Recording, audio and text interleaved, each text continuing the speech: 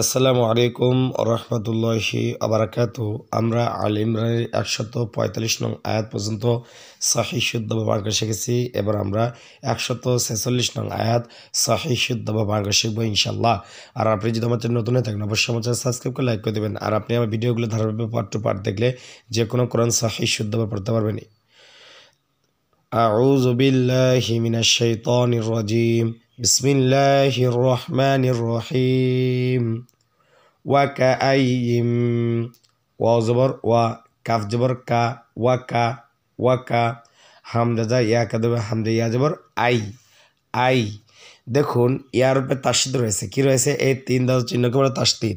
তাসদিদ যেভাবে থাকবে সেভাবে দুইবার উচ্চারণ করতে হবে। প্রথমবার ডান দিক অগ্রসর, দ্বিতীয়বার নিজ হাতের সঙ্গে। দেখুন হামজা ইয়া জবর আই, ইয়া মিম জের ইম, আই ইম, আই ইম। ইয়া যে আবার মিমকে ধরো। দেখুন এখানে নুন সাকিন রয়েছে। নুন সাকিন, যদি নুন সাকিনের পরে তার সাথে মিম থাকে, কি বললাম? এই যে নুন সাকিন, নুন সাকিনের পর তার সাথে মিম থাকে, তাহলে তার নুন সাকিনের পূর্বে হরফ এবং পরের সাথে মিলে গুন্ডা করে পড়তে হবে। এর নামে ঈদগাহ বা গুন্না। অর্থাৎ এই মিমটা হলো ঈদগাহ বা গুন্না হরফ। আবার এখানে দেখেন দুইটা একসাথে পড়ে দেই। এবার দেখেন মিম নুন জের মিন, এই নুনটা হলো ঈদগাহ বা গুন্না হরফ। যদি নুন সাকিনের পরে মিম, তাসদিদ মিম এবং তাসদিদ নুন থাকে, তাহলে নুন সাকিনের পূর্বে হরফের সঙ্গে নুন সাকিনের পরে হরফ অর্থাৎ তাসদিদ মিম এবং তাসদিদ নুন, এই দুইটার সাথে মিলে গুণনা করে পড়তে হবে। যেমন দেখেন ইম মিন, ইম মিন। কেন পড়লাম? দেখেন এই যে মিম এবং নুন ঈদগাহ বা গুন্না, ঈদগাহ বা গুন্না হরফ। ঈদগাহ বা গুন্না চারটি, ইয়া মিম অ নুন। এই চার হরফে কোনো একটা হরফ যদি নুন সাকিনে পরে আসে, তাহলে নুন সাকিনের পূর্বে হরফ পরের সাথে মিলিয়ে গুন্না করে পড়তে হবে।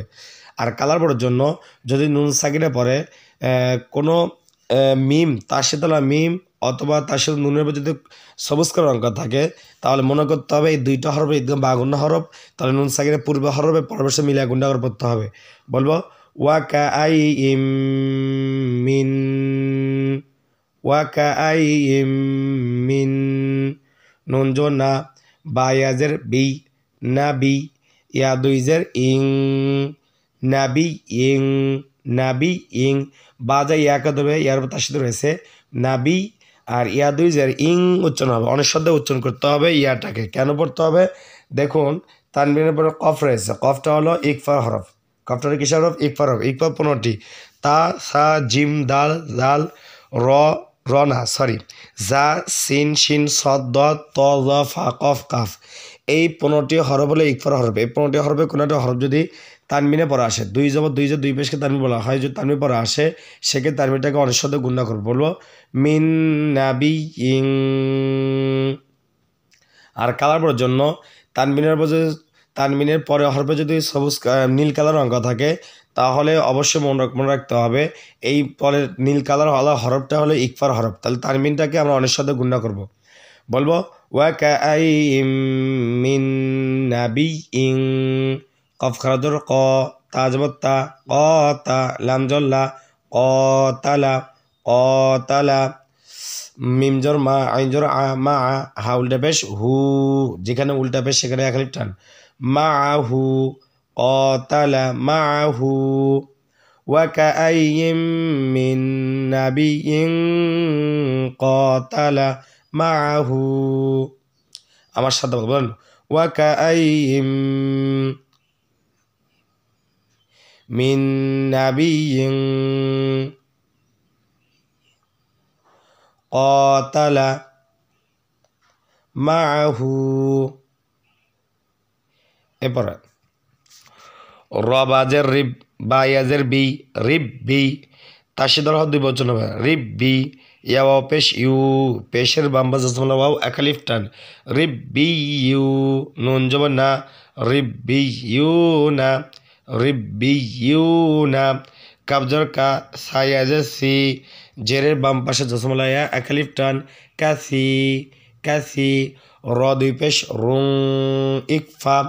কাসিরুন রুং ইকফা কেন দেখেন এই যে তানমিনের পরে ফা রয়েছে আর ফার পরে যেহেতু নীল কালার রঙ আছে কালার বোর্ডের জন্য যদি তানমিনের পরে কোনো একটা হরফ থাকে সেই হরফের যদি নীল কালার অঙ্ক থাকে তাহলে মনে রাখতে হবে সেটা হলো ইকফার হরফ অর্থাৎ তাহলে সেক্ষেত্রে তানবিনটাকে অনুসাদে গুণ করব আগে পড়তাম রদুই পেশ রুন রুন না পড়বে পড়বো রুং রসর রু অনেশ্বর রুং এইভাবে উচ্চারণ করব বলবো কাসি রুং আর আপনাকে একটা জিনিস বলে দেই যদি তানবিনের পরে ইকফার পনেরোটা হরফ থাকে সেক্ষেত্রে তানবিনটা অনুসাদে গুণ করবো সহজভাবে বলে দিলে যদি তানবিনের পরে হামজা হা আইন হা গইন খ এই 6 হরফে কোনো একটা হরফ যদি থাকে সেক্ষেত্রে তানবিনটাকে গুণা ছাড়া পড়বো আর যদি হামজা হা আইন হা গইন খ সবে কোনো একটা হরফ না থাকে সেক্ষেত্রে অনুসাদে গুণা করবো এখানে করলে নাই সেক্ষেত্রে অনুসাদে গুণা করবো বলবো কাসিরুং রিব্বিয়ুনা কাসিরুং ফাজর ফা মিম জর মা জবরের বাম পাশে খালি খালিফ টান ফা মা ওয়াজর ওয়া হাজর হা ওয়া হা নুনা পেশ নু পেশের বাম পাশে ওয়াও আকালিফ টান ওয়া হা নু ফামা ওয়া হা নু ফামা ওয়া হা নু লাম জাল্লি মিম জর মা মধ্যে মুনফাসিল যদি কোনো হরফের চিকন চিহ্ন বামে লম্বা আবজা থাকে তাহলে সেখানে আমরা 3 আলিফ টেনে পড়বো তাহলে বলবো লিমা ফামা ওয়াহানু লিমা হামজা জবর আ সদালি জ স জবরের বাম পাশে খালি লিপ একালিপ টান আস বাজর বা আস বা হাজা মিমকে দেবে হামিম পেশ হুম আস বা হুম লিমা আস বা হুম ফামা ওয়াহানু লিমা আস বা হুম ফায়াজের ফি জেরের বাম পাশে জসমলা ইয়া একালিফ টান এটা করলে ইয়া এটাও একটা ইয়া তাহলে জেরের বাম পাশে জসমলা ইয়া একালিফ টান ফি আসাবাহুম ফি তাহলে আমার সাথে একবার পড়েন বলেন রিব্বিয়ুনা কাসিরুন ফামা ওয়াহানু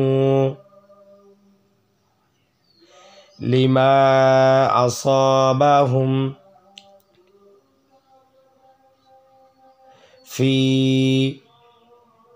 এরপরে সিন জবসা বায়াজের বি জেরের বাম পাশ জসমলায়া আকালিফ টান সাবি লাম লাম জের লিল সাবি লিল লাম খারা জবর লা যেখানে খারা জবর সেখানে আকালিফ টান সাবি লিল্লা হাজের হি সাবি লিল্লাহি সাবি লিল্লাহি ওয়াজর ওয়া মিমলেজর মা জবরের বাম পাশে খালি আকালিফ টান ওয়ামা দ জবর দ আইন পেশু দ উ চাপ দে আইন দ উ ফাওয়া পেশ ফু পেশের বাম পাশে জসমলা ওয়াও আকালিফ টান তাহলে বলবো দ উ ফু ওয়ামা দ উ ফু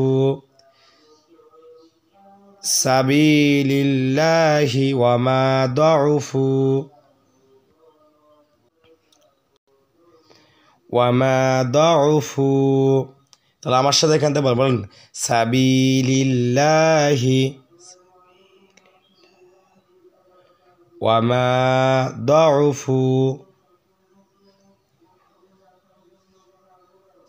ওয়াজর ওয়া মিম সিনজর মাস ওয়া মাস তা জবর তা ওয়া মাস তা কাফালি জর কা জবরের বাম পাশে খালিফ একালিফ টান ওয়া মাস তা কা নুন পেশ নু পেশের বাম পাশে একালিফ টান ওয়া মাস তা কানু ওয়া মাস তা কানু ওয়ামা এখান থেকে পড়লাম তো ওয়ামাস্তাকানু ওয়াও লামজর ওয়াল লাম খারা যাব ল ওয়াল ল দেখুন এটা হলো আল্লাহ শব্দ আল্লাহ শব্দটা জবর থাকে অথবা পেশ থাকে আল্লাহ শব্দ লামটাকে আমরা পুর মোটা করে বলবো ল ল লা না বলবো ল বলবো অল ল হা পেশ হু অল্লাহু অল্লাহু ইয়া পেশ ইউ হা বাজের হিব ইউ হিব ওয়াল্লাহু ইউহিব বা সাদ পেশ বুস ইউহিব্বুস ওয়াল্লাহু ইউহিব্বুস ওয়াল্লাহু ইউহিব্বুস সাদ খারা জবর স যেখানে খারা জবর সেখানে আকালিফ টান ইউহিব্বুস স বাজের বি রয়াজের রি সবিরি জেরের বাম পাশ জসমলা আকালিফ টান নুন জবর না সবিরিনা এখন যে অফ করি থেমে পড়ি তার নুনে সাকিন দেবো রিটাকে আমার টেনে পড়বো মানে মাদ্দা আরসি তাহলে বলবো সাবিরিন ওয়াল্লাহু ইউহিব্বুস সাবিরিন আমার সাথে বলবেন ওয়ামাস্তাকানু ওয়াল্লাহু ইউহিব্বুস সাবিরিন। তাহলে আবার বুঝতে পারলেন কীভাবে পড়তে হবে। যদি আপনার কাছে ভিডিওটি ভালো লেগে থাকে তো অবশ্যই আমাদের সাবস্ক্রাইব করে লাইক করে দেবেন। আসসালামু আলাইকুম ওয়া রাহমাতুল্লাহি ওয়া বারাকাতুহু।